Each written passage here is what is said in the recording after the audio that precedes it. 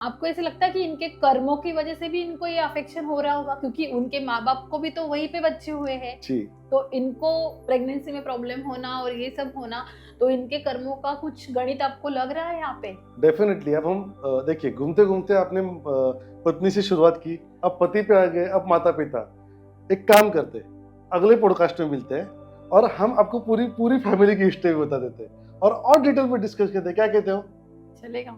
Done. क्योंकि हम हैं ब्रह्मांड अवैध, आपके अपने लाइफस्टाइल डिसऑर्डर स्पेशलिस्ट।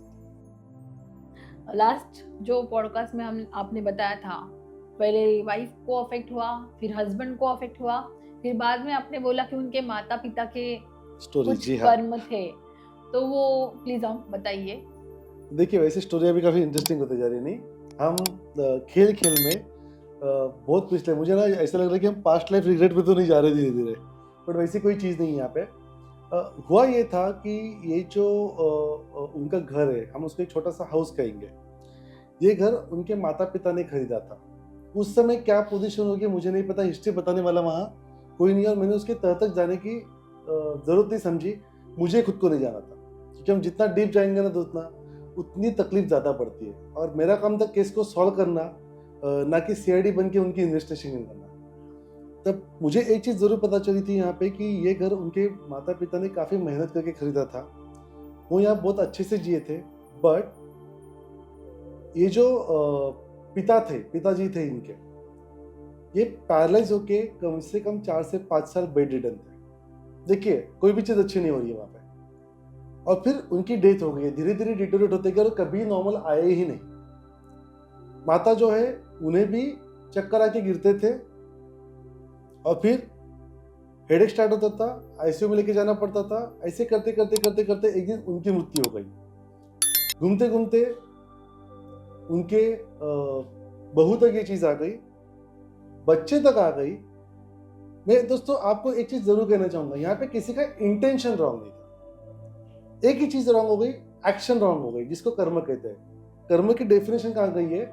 आपका शरीर, आपकी वाणी और आपका मन, इसके एक्टिविटी को या इसके ओवरऑल एक्शन को कर्म कहते हैं। अब यहाँ पे क्या हो गया, उन्होंने जो घर खरीदा वहीं पे ये बच्चा छोटे से बड़ा हुआ है। सीधी सी बात है, अर्चना जी, हम गर्भ संस्कार की जब बात करते हैं तो हम गर्भ संस्कार में यज्ञ देते हैं, हम गर्भ संस्कार में अच्छी हवा देते हैं, हम सुबह के सूरज की रोशनी देते हैं। पर जब आपके घर के बाजू में ही नाला है, ये तो आज नहीं बना, ये तो सालों से है, क्या उसके वाइब्स उनको मिले नहीं होंगे? अब जब वो बच्चा उनकी माता के पेट में होगा, यहाँ पे सीधी सी बात है, ये सभी वातावरण के संस्कार एक गुणांतर निधान, मतलब to change with the qualitative changes is a गर्भ संस्कार। मेरे गर्भ संस्कार के यूट्यूब वीडियो आप जाके जरूर देखिए, बहुत सारी सीरीज है। मैंने पहले इंट्रोडक्टरी वीडियो में चीज सिंपल सी कही कि देयर आर 27 डिफरेंट फैक्टर जिसपे क्वालिटेटिव चेंजेस लाना ये गर्भ संस्कार है। आपको लगता है कि 27 क्वालिटेटिव जो फैक्टर्स है, इसमें इस वातावरण ने कुछ ना कुछ कंट्रीब्यूट किया होगा, मतलब ये जेनेटिकली ट्रांसफर हुआ है। जब वो बच्चे पेट में थे ना, तब ये ट्रांसफर होकर उन्होंने कैरी किया और इनके बच्चे में भी कहीं प्रतिशत ये आया ही होगा, भले घर चेंज हुआ है। मैं आपको इंटरप्ट करूंगी। जैसे आपने बोला कि जेनेटिकली आए हैं, तो कर्म जेनेटिकली ट्रांसफर होते हैं, ऐसे आपका क्यों क्या नहीं होते मानना है? देखिए, माता पिता ने सिर्फ प्रॉपर्टी दी तो प्रॉपर्टी नहीं मिलती, उनके एक्शन भी मिलते हैं। और आचार्य चरक यहाँ पे कहते हैं कि माता पिता के कर्म ये आने वाली हर पीढ़ी को लागू होते हैं, अच्छे और बुरे दोनों। कर्म बुरे नहीं होते, कर्म अच्छे भी होते हैं। तो जैसे कि अगर माता पिता ने लोगों को बहुत भला किया होगा, तो बच्चे की एडमिशन पिता के नाम पे ऐसे आ रहे हो, आप उनके बच्चे हो सर, सोचो मत, आप आ जाओ। अगर माता पिता ने बहुत बुरे कर, उनका बेटा है, मुंह भी मत दिखाओ मुझे कभी। वैसे इनके कर्म हमारे आने वाले कई पीढ़ियों तक लगे रहते हैं, क्योंकि वो जेनेटिकली ट्रांसफर होते हैं।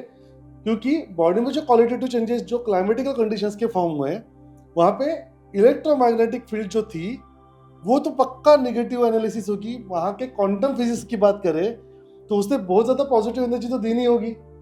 तो ये मेरे जेनेटिक्स पे, मेरे बॉडी के इलेक्ट्रॉन, प्रोटॉन, न्यूट्रॉन को कहीं ना कहीं तो उसने एक्टिवेट किया होगा, चार्ज किया होगा, अफेक्ट किया होगा, और वो मैंने कैरी किया है।